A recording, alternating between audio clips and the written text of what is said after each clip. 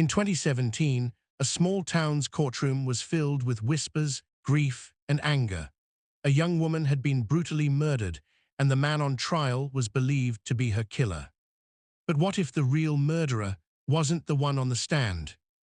What if the person who ended her life was right there in the courtroom, quietly watching it all unfold? This is Case 29, the trial that hid a killer. Before we dive in, don't forget to subscribe and tap the bell icon for more real crime mysteries that will leave you questioning everything you thought you knew. The air in the courtroom was heavy, not just with grief, but with certainty. Everyone believed they already knew who the killer was. 22-year-old Hannah Mendez had been found lifeless in her apartment 2 months earlier, strangled, with signs of a violent struggle. Her ex-boyfriend, Ethan Cole, had been arrested within days. The evidence seemed solid. His fingerprints were on her doorknob, a witness had heard shouting, and Ethan had no alibi. The prosecutor's tone was cold, precise. "Ladies and gentlemen, this man took the life of an innocent woman because he couldn't handle rejection." Every eye turned toward Ethan, but there was one pair of eyes that didn't look at him at all, a man in the third row, seat 6. Quiet, focused, almost entertained. His name was Daniel Price, a local electrician who claimed he'd known Hannah from work.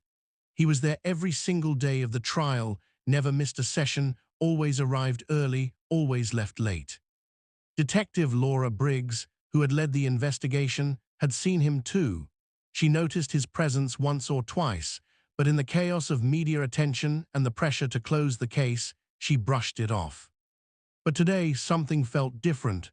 Daniel's stare wasn't sympathy, it was satisfaction. The defense attorney struggled to convince the jury that Ethan had been framed.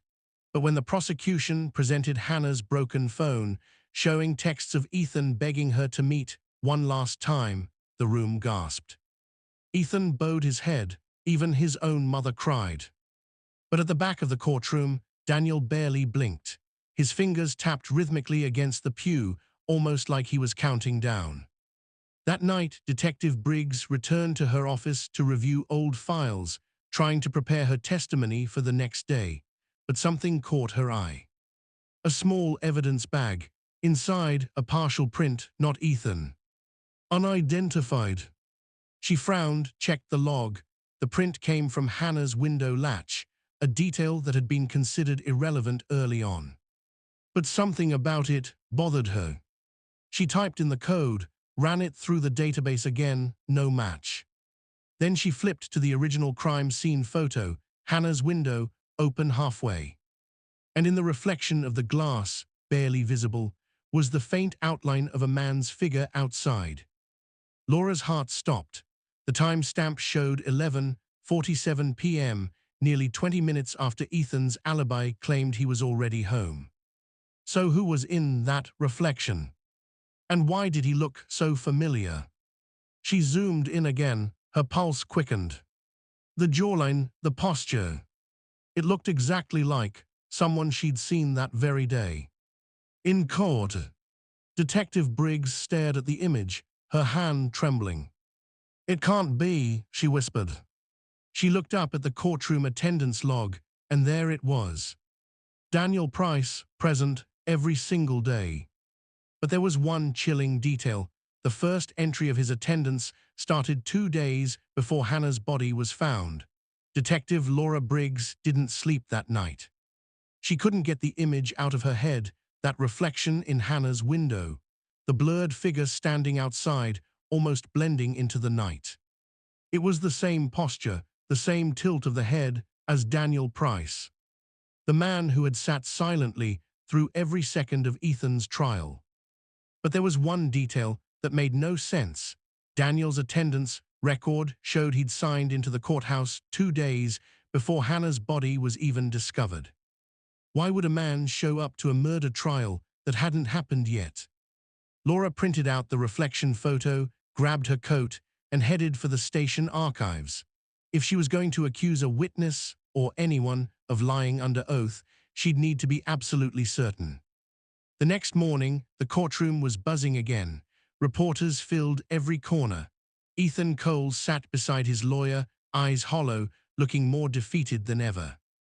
When Detective Briggs took the stand, her testimony was meant to be routine, a recap of the evidence collected from Hannah's apartment, but her voice faltered slightly when she mentioned the window.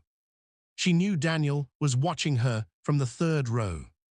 "Detective Briggs," the prosecutor said, "you collected all relevant prints from the scene, correct?" "Yes," she replied. "All identifiable prints were logged, except one partial we couldn't match." "And you're confident it wasn't the defendant?" "Yes, absolutely."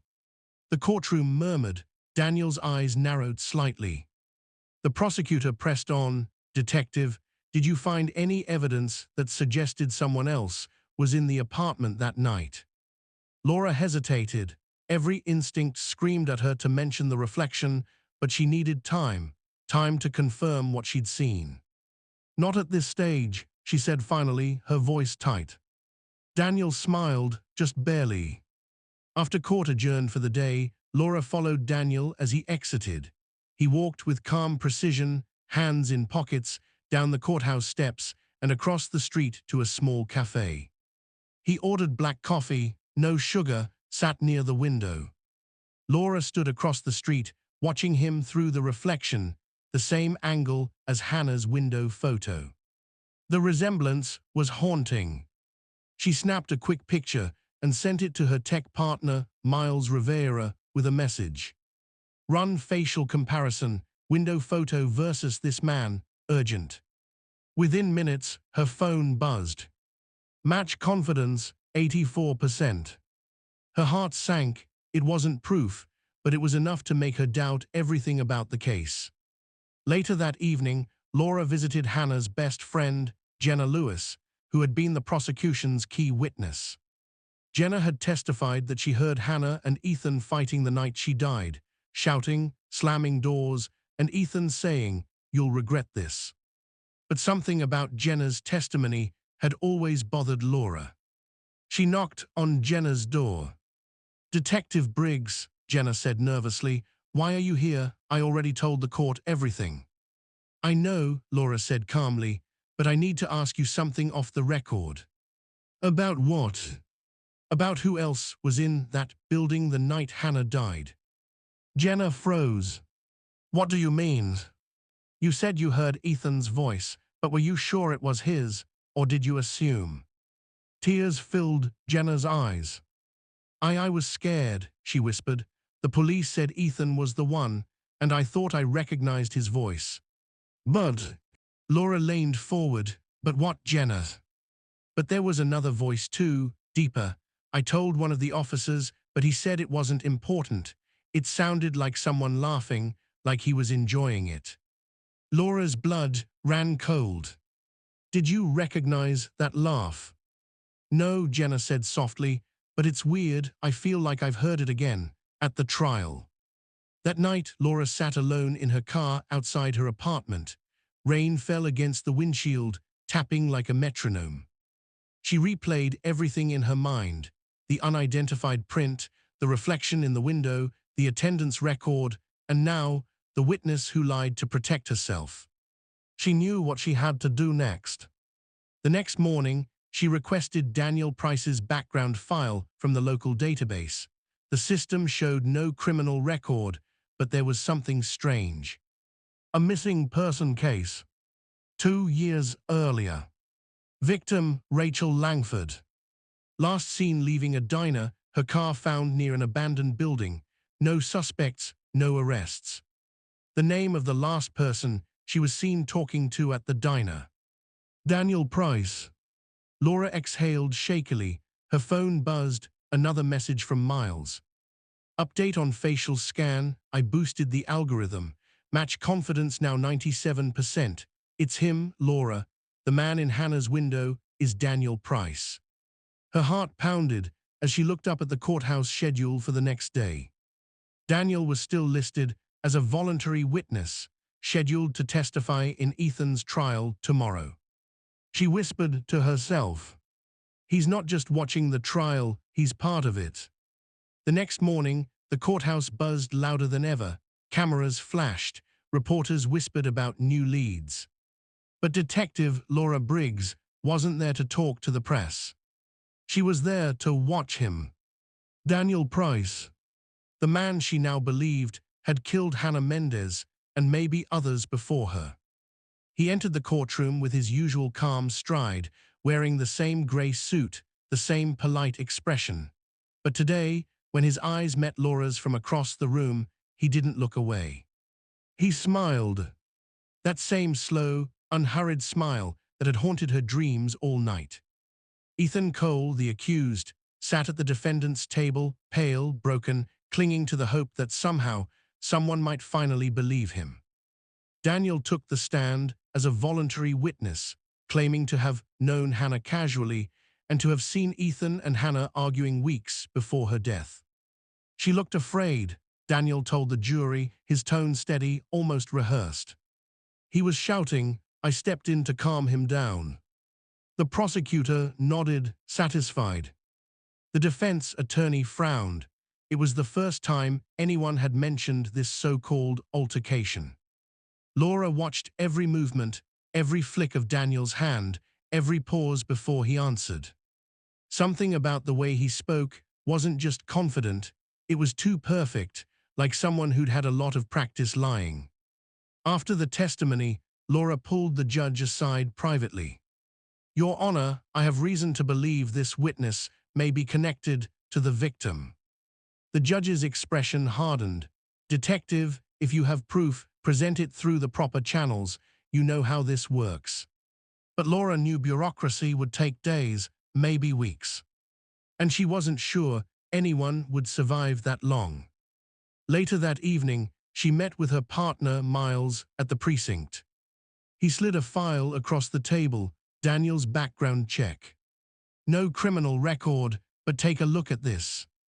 Laura flipped through the pages, Daniel's previous addresses, work history, and emergency contacts, but then her eyes froze on one detail. Every 2 years, Daniel had changed his surname. Price wasn't his original name. Before that, he'd gone by Daniel Keller. Before that, David Lawn. Before that, D.P. Langford. Langford. The same last name as Rachel Langford, the missing woman from 2 years ago. You think they were related? Miles asked. Laura nodded slowly. No, I think she was his first victim. She needed more, something physical, something to prove he was at Hannah's apartment. So she went back to the evidence room. The bag with the partial fingerprint sat on the top shelf, still logged as unidentified. Laura held it under the fluorescent light. The edges of the print were smudged, but she could make out a faint swirl pattern. She took a new sample from Daniel's coffee cup, left behind at the cafe earlier that morning. She held her breath as Miles ran the analysis. Seconds passed, then minutes. Finally, a beep. Match confirmed, 100%. The unidentified print on Hannah's window latch belonged to Daniel Price. Laura rushed to call the prosecutor, but before she could dial, her phone buzzed again. A text. No name, just a number. You shouldn't have done that. Her hands trembled. Another message. You look tired, detective. You should get some rest. Laura turned, glancing through the blinds of her office. And there he was. Across the street, standing in the rain. Daniel Price. His grey suit soaked, his expression unchanged. Just watching. She reached for her gun and ran outside, but when she crossed the street, he was gone. Only a wet footprint remained. The next morning, before court, Laura showed the fingerprint report to the prosecutor. We can't ignore this anymore, she said. Ethan Cole is innocent, and Daniel Price is the man who killed Hannah. The prosecutor's eyes widened. You're certain? Beyond any doubt. He hesitated. Then why would he come to court every day? Laura looked down. Because he wants to see if we'll figure it out. He's enjoying it. The prosecutor swallowed hard. All right, I'll request an immediate hold order. No one leaves the courthouse today. When the court session resumed, Daniel was once again in his favorite seat, third row middle. But when he saw Laura walk in, holding a sealed envelope, his face changed for the first time. No smile, no calm, just a flicker of recognition and fear. She walked straight to the front row, handed the prosecutor the file, and whispered, "Open it now." But before the judge could speak, Daniel stood up suddenly. "Your Honor," he said loudly, "I need to make a statement." The room froze. "It's about Hannah, about what really happened that night." Laura's hand instinctively went to her holster. Daniel turned, eyes locking with hers, and smiled again. "You were right, Detective." She was terrified. For a split second, time seemed to freeze. Daniel Price stood at the center of the courtroom, eyes wild, hand inside his jacket. Detective Laura Briggs' instincts kicked in. "Get down," she yelled, leaping toward the front row. The jury dove under the table. The judge slammed his gavel, shouting for order, but the chaos had already erupted. A metal flash glinted in Daniel's hand, but when he pulled it out, it wasn't a gun. It was a small silver locket. He held it up for everyone to see. "You all think you know what happened," Daniel said, voice echoing in the tense silence. "You think you've solved it, but you never even asked why she died." The prosecutor stood. "Mr. Price, please step away from the bench." Daniel laughed softly. "The law loves its villains neat and simple, but nothing about Hannah was simple." Laura moved slowly, circling closer. "Put the locket down, Daniel." "You don't remember this, do you, Detective?" he said, tilting his head. "You were the one who took it from her neck the night you found her." Her heart stopped. It was true, the locket had been found at the scene, logged as evidence item 47B, but it had vanished from inventory weeks ago. "How did you get that?" she whispered. Daniel smiled. "I never lost it." The judge ordered the bailiffs to restrain him, but Daniel didn't resist. He walked forward, calmly placing the locket on the evidence table. "Inside," he said, "you'll find what she kept hidden from everyone, even you." Laura hesitated, then slowly opened it. Inside was a tiny folded photo, two people smiling at a lake. Hannah and Daniel. Her breath caught. "You knew her." "Better than anyone," he said softly, "better than Ethan ever did." The room went still. "We met a year before she died," Daniel continued. "She was kind, curious, but she liked to play games, secrets. She said she wanted to understand darkness for her next art project." He looked directly at Laura. "She said she wanted to paint me." The crowd murmured, confused. "She came to my workshop that night. She told me she wanted to see what fear looked like, so I showed her." Laura's stomach turned. "You murdered her." Daniel smiled again. "No, Detective, I revealed her." Suddenly, a loud bang echoed through the room. A bailiff's gun had fired into the ceiling. Everyone ducked. In the confusion, Daniel slipped backward toward the side exit.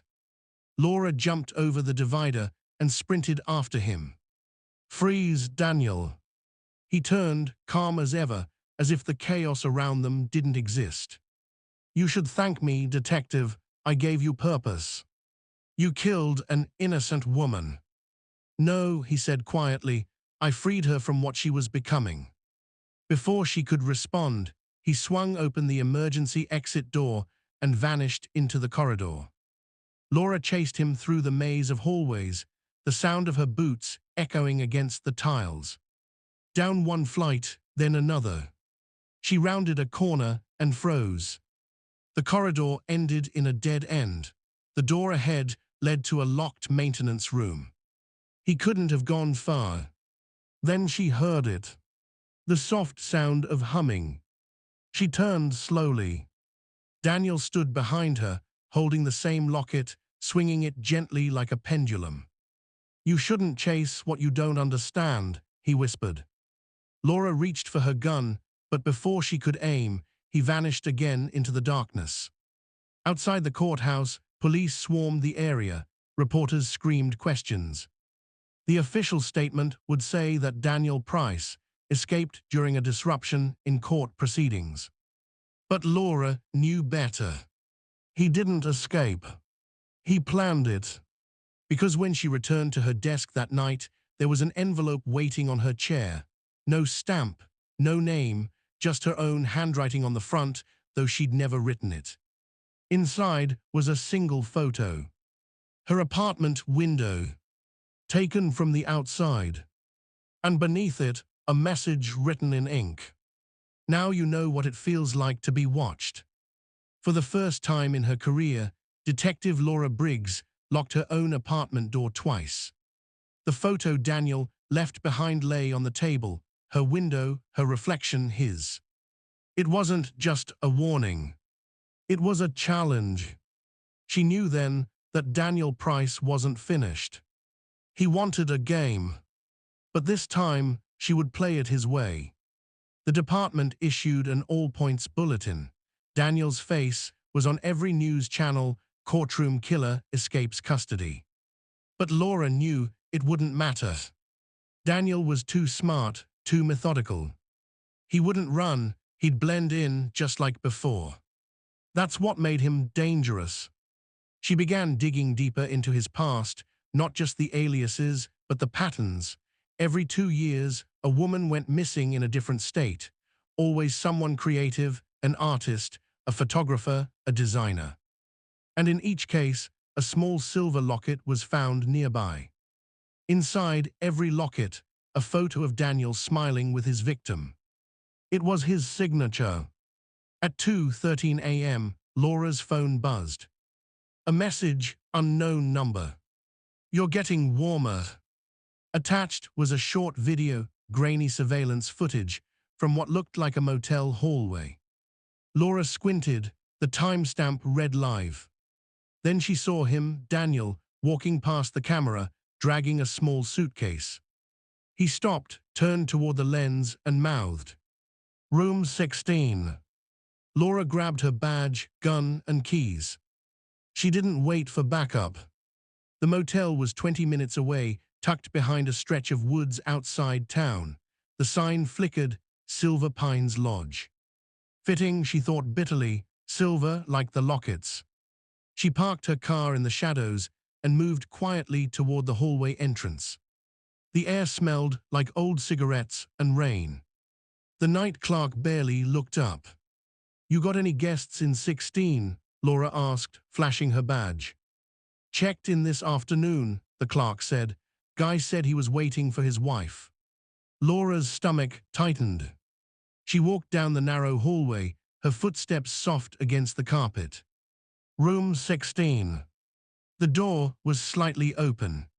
She raised her gun, pushed it gently. The lights were dim, a radio played soft classical music. And in the middle of the room, a table. On it, another locket. And beneath it, a note written in Daniel's precise handwriting. "You took her picture, detective. Now I'll take yours." The bathroom door creaked open behind her. Laura spun around, gun aimed. But it was empty. The shower curtain moved, slow, deliberate. She yanked it back, nothing. Then a voice from the shadows. "You're too late, Laura." She turned, but Daniel wasn't there. The door slammed behind her. She ran to it, locked from the outside. He'd trapped her. The radio volume rose, static bursting through the speakers. Then, through the static, Daniel's voice. "Every time you chase me, you get closer to becoming me. Don't you feel it?" "You're sick," she shouted. "No," he whispered through the static, "just honest." Then the radio cut off. Silence. She pressed her ear to the door. Footsteps faded down the hall. When she finally broke out, the motel was deserted. No clerk, no guests. Only one car remained in the lot, her own. And sitting on the hood, another photograph. This time it wasn't of her apartment. It was the courthouse.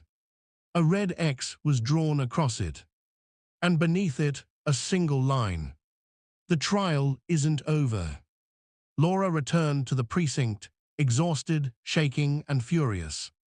Miles met her at the door. "Where the hell have you been? The DA's looking for you." They reopened the case. Ethan Cole's conviction was officially suspended. "Good," she said, "because I know who we're really after." And she slammed the locket on his desk. "We have his print, his DNA, his pattern, but it's not enough. He's not killing for pleasure. He's killing for control. He wants me to understand him." Miles frowned. "You think he'll come for you next?" Laura nodded. "No, I think he already has."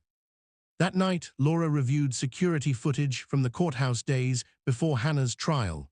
She paused at a frame, a janitor pushing a cart near the judge's chamber. He looked familiar. Too familiar. The build, the gait, the way he tilted his head slightly to the left. It was Daniel, wearing a janitor's uniform. She fast-forwarded to the next clip, 2 days before Hannah's body was found. The same hallway, the same man. Her voice trembled as she whispered. He wasn't sitting in the courtroom because he was curious. He was there because he worked there. The footage shouldn't have existed.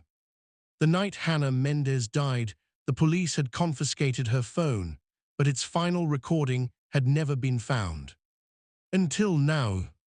Detective Laura Briggs stared at the paused frame on her computer screen, Hannah, alive, holding a small camcorder, recording from across the courthouse hallway. Behind her, Daniel Price, disguised as a janitor, pushing a mop bucket, unaware he was being filmed. Laura's breath trembled as she pressed play. Movie camera recovered video, timestamp, 11:41 p.m. Hannah's voice was soft but steady. "If something happens to me, it's because of him. His name, Daniel, or at least, that's what he told me." Her voice cracked slightly. "He said he wanted to be part of my project, to show me what fear looks like, but I think he means it." The camera turned toward the hallway mirror, reflecting Daniel's faint silhouette behind her. "He works here. He cleans the courtroom after hours. I've seen him watching me when I leave."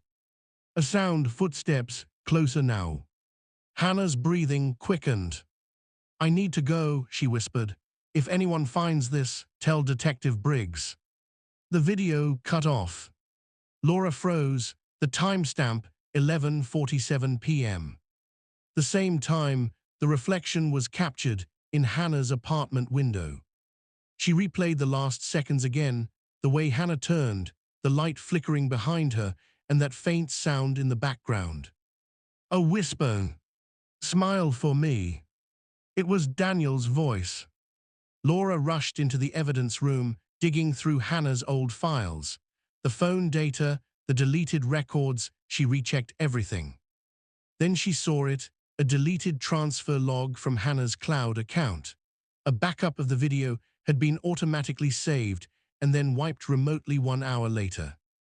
But the access ID used to delete, it was Daniel. It belonged to Detective Briggs' own credentials. Her pulse spiked. "No, that's not possible." Miles looked up from his desk as she stumbled into the room. "You okay?" "Miles, someone used my badge to delete Hannah's, recording the night she died." He frowned. "That's impossible. You were off duty that night." "Exactly." She opened the system logs. Another detail appeared, the computer terminal used for the deletion. It was located inside the courtroom evidence chamber. The night before the trial began. Laura whispered, "He's been inside our system the whole time." She and Miles raced back to the courthouse, now sealed for the evening. Inside, the halls echoed with silence. The lights flickered in soft amber tones. Room by room, they checked, until they reached the evidence chamber. It was dark, cold. Then a faint glow from one of the monitors.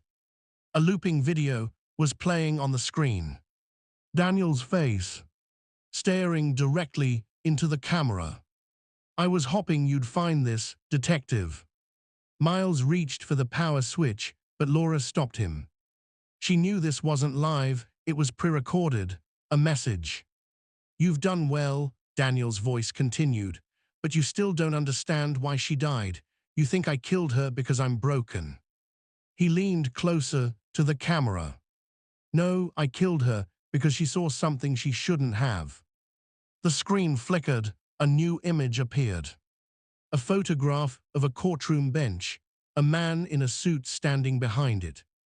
The presiding judge. Laura's eyes widened. No, that can't be. Miles whispered, what does he mean? Laura grabbed a folder from the case file pile. Remember the initial witness list? There was a second person scheduled to testify for the prosecution, but the name was redacted. She flipped to the page. The name had been blacked out, but faint traces of ink showed through when she held it to the light. Judge Alan R. Sloan. The same man who presided over Ethan's trial. Hannah wasn't just working on an art project, Laura said slowly. She was investigating corruption in the courthouse. She found out about the judge taking bribes to manipulate rulings. And Daniel, Miles asked. He was hired to silence her. The screen flickered again. Daniel's voice returned. She wanted to expose the truth, but truth is just another illusion people hide behind, so I gave her the ending she asked for, something unforgettable. Then, for the first time, Daniel's expression changed, the calm facade slipping into anger. But you, detective, you ruined my story, so I'm writing a new one, and it ends with you. The monitor went black. Miles turned to Laura. He's coming for you, isn't he? Laura's eyes darkened. Let him, this time I'll be ready. She reached into her jacket and pulled out the old locket, Hannah's locket. Inside the photo slot, she slid in a new picture, Daniel's face. If he wants to play games, she said coldly, he'll be the one on display. The courthouse was supposed to be a place of justice. But tonight, it felt like a trap. Every echo, every flicker of light whispered the same truth. The killer never left. Detective Laura Briggs and Officer Miles Hale stood frozen as the main screen showed Daniel Price entering through the front doors. No mask, no disguise. Just a man walking toward his own story's ending. Laura drew her weapon and nodded to Miles. Lock the side exits, we end this tonight. But before they could move, the overhead speakers crackled. Daniel's voice filled the air, calm and measured. Detective Briggs, you found the video. You saw what she recorded, but do you understand what she meant? She saw you, Laura hissed. She saw you too, Daniel replied softly.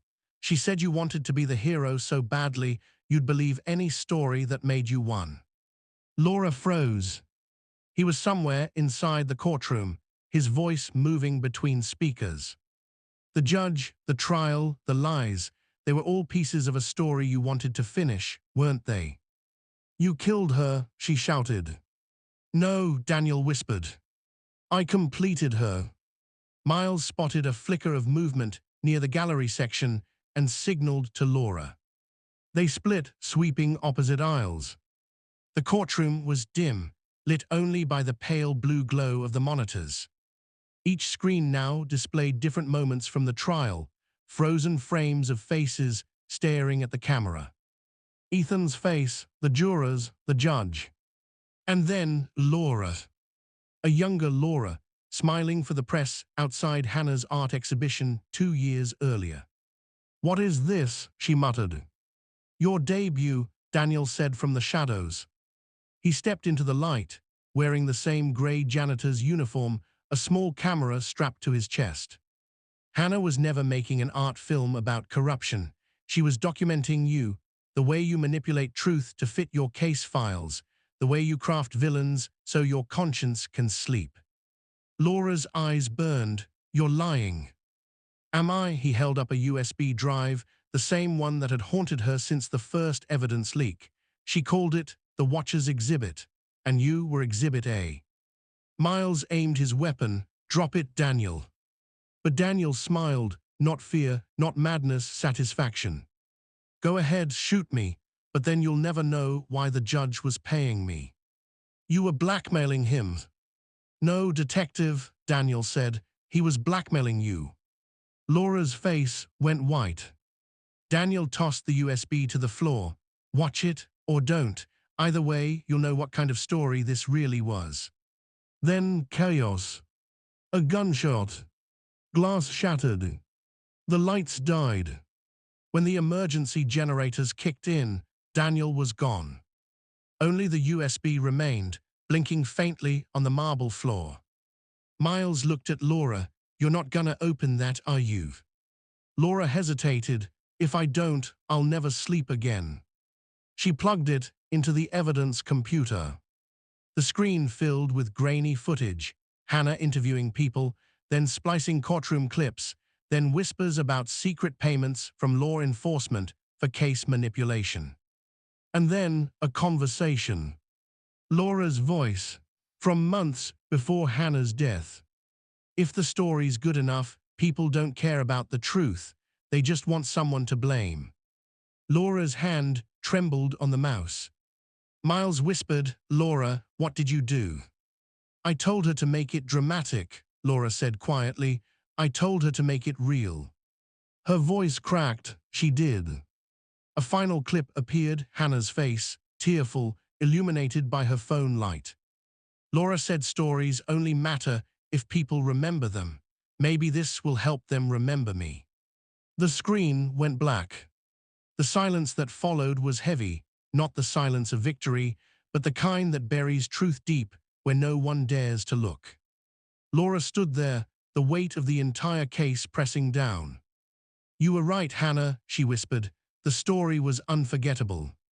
Behind her, on the courtroom monitor, Daniel's face appeared one last time. Days later, the courthouse reopened for a new trial. Same bench, same air of justice. But on the back row, an empty seat remained, the same seat Daniel used to sit in during the trial. On it lay a folded note. Laura opened it slowly. Every story needs a witness. She looked up at the gallery, faces staring, recording, judging. For the first time, she realized maybe they always were. Studio, what if the killer was never hiding, because he was never the only one guilty?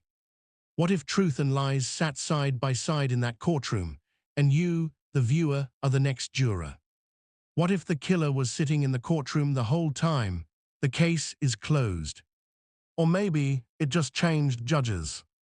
Kindly tell us in the comments. Don't forget to like, share, and hit that subscribe button for more.